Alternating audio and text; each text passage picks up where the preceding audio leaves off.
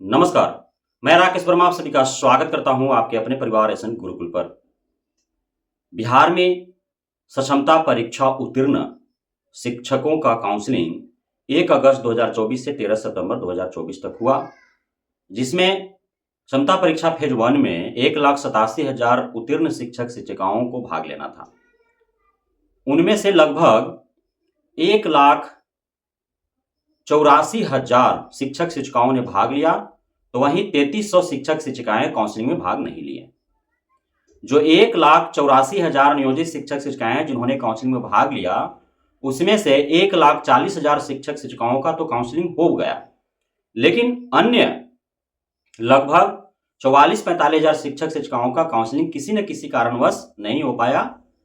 उन्हें या तो बायोमेट्रिक नहीं हुआ, या उनका आधार वेरिफिकेशन नहीं हुआ, ओटीपी किसी का नहीं आया, किसी का एक आध डॉक्यूमेंट्स में कोई त्रुटि था, तो किसी का एक या एक से अधिक डॉक्यूमेंट्स में त्रुटि था, तो किसी के पास मूल दस्तावेज नहीं थे, तो किसी के पास डॉक्यूमेंट्स कम थे। अर्थात किसी न किसी कारणवश उनका काउंसलिंग नहीं हुआ, स्थगित हो गया, वो संदिग्ध के कॉलम में उनको डाल दिया गया। तो इस प्रकार से कुल लगभग 48,000 शिक्षक शिक्षिकाओं का काउंसलिंग दोबारा से कराए जाने हेतु रीशेड्यूल जारी करना है। लेकिन उससे पूर्व जिनका त्रुटिपूर्ण डॉक्यूमेंट्स है, आधार वेरिफिकेशन नहीं हो पाया किसी कारणवश, दस्तावेज की कमी पाई गई, या दस्तावेज में किसी प्रकार की कोई त्रुटियां पाई गई, आधार या आवेदन में किसी प्रकार का मिसमैच देखा गया, तो उन सभी को सुधार संशोधन हेतु एक समयावधि दिया गया कि इतने दिनों के अंदर आप सारा सुधार संशोधन कर ले, सारे व्यवस्थित कर ले। उसके उपरांत जो है वो शिक्षा विभाग के द्वारा एक शेड्यूल जारी किया जाएगा। लेकिन अब जो डेडलाइन तय किया गया था, वह डेडलाइन समाप्त होने को है, और पूरे 38 जिला में से 22 ऐसे जिला हैं जहां महज 50% ही शिक्षक शिक्षिकाओं का अब तक सुधार और संशोधन के लिए बीएसईबी को फॉरवर्ड किए गए हैं। और पूरे यदि 38 जिला की बात करें तो कुछ ही जिला है जिन्हें 100% वहां के जितने भी क्षमता परीक्षा उत्तीर्ण नियोजित शिक्षक शिक्षिकाओं का सुधार संशोधन हेतु आवेदन आए, उसको निष्पादन हो सका है। बाकी जगहों पर कहीं 10%, कहीं 20%, कहीं 30%, कहीं 40%, कहीं 50% ऐसे अब तक नहीं हो पाए, लंबित रहे हैं।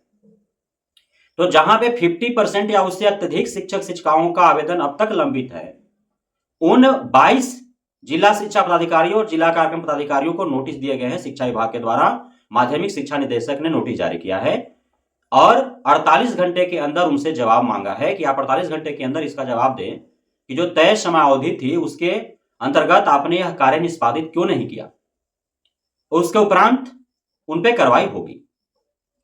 अब जिला शिक्षा पदाधिकारी और जिला कार्यक्रम पदाधिकारियों के लापरवाही के कारण, और उनमें से भी 38 जिला के नहीं, 22 जिला के जिला कार्यक्रम पदाधिकारी, जिला शिक्षा पदाधिकारियों के लापरवाही के कारण पूरे 38 जिला का जो क्षमता परीक्षा उत्तीर्ण शिक्षक शिक्षिकाएं दोबारा काउंसलिंग के लिए आवेदन दिए हैं, उन सभी का जो काउंसलिंग है वो लंबे समय तक लंबित रहेगा। तो सबको इसका दुष्परिणाम भुगतना पड़ेगा। अब जितना जल्द जिला शिक्षा पदाधिकारी, जिला कार्यक्रम पदाधिकारी सारे आवेदनों को निष्पादित कर देंगे, उतना जल्द रीशेड्यूल जारी करके और सभी का काउंसलिंग करा लिया जाएगा, उसके बाद उनका योगदान करा लिया जाएगा। लेकिन अब तक ऐसा हुआ नहीं है। तो जितने भी नियोजित शिक्षक शिक्षिकाएं हैं, यदि आप अपने स्तर से सुधार संशोधन करने में तत्परता नहीं दिखा रहे हैं, तो आप यदि विशिष्ट शिक्षक वर राज्यकर्मी का दर्जा पाना चाहते हैं, तो यथाशीघ्र आपका चाहे आधार में किसी प्रकार की समस्या हो, आवेदन में किसी प्रकार की समस्या हो, तो उसमें सुधार संशोधन हेतु आप डीओ को पत्र लिखें। डीपीओ के द्वारा उसको सुधार और संशोधन आपके आवेदन के अनुरूप करके और बीएसईबी को फॉरवर्ड कर दिया जाएगा। अन्य जो भी आपका डॉक्यूमेंट्स परिपूर्ण नहीं है, त्रुटिपूर्ण है, उन सबको व्यवस्थित करें, उन सब में सुधार संशोधन करें, डॉक्यूमेंट्स त्रुटि रहित करें, संपूर्ण डॉक्यूमेंट्स आप उपलब्ध कराएं, ताकि रीशेड्यूल जब जारी हो तो आप काउंसलिंग में भाग लेकर के सफलतापूर्वक आप सारा दस्तावेज सत्यापन करा सके, विशिष्ट शिक्षक व राज्यकर्मी का दर्जा पा सके। बहुत बहुत धन्यवाद आप सभी साथियों का हमारे साथ जुड़े रहने के लिए, बने रहने के लिए, मित्र प्यार देने के लिए, यहाँ पे भरोसा बनाए रखने के लिए।